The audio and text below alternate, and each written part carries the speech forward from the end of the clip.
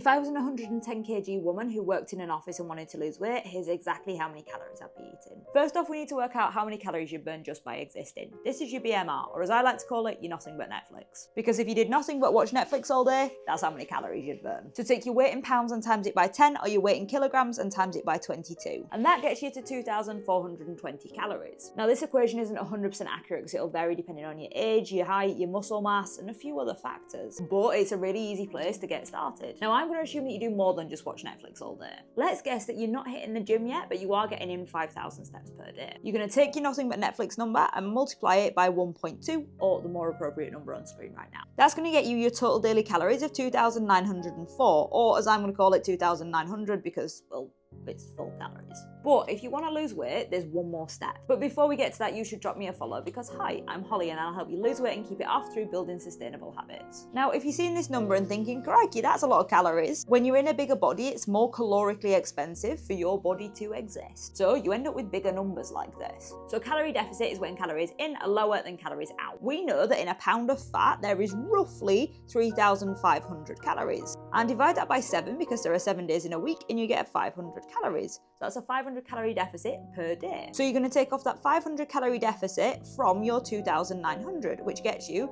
2,400 calories. But because you're in a bigger body and you're more expensive, we got a little bit more wiggle room. So you might want to push for a bigger calorie deficit like 700 or 1,000. And that will help you lose around about 1.5 to 2 pounds per week. It's completely up to you which end of the spectrum that you want to sit on, but just know there's a little bit more wiggle room.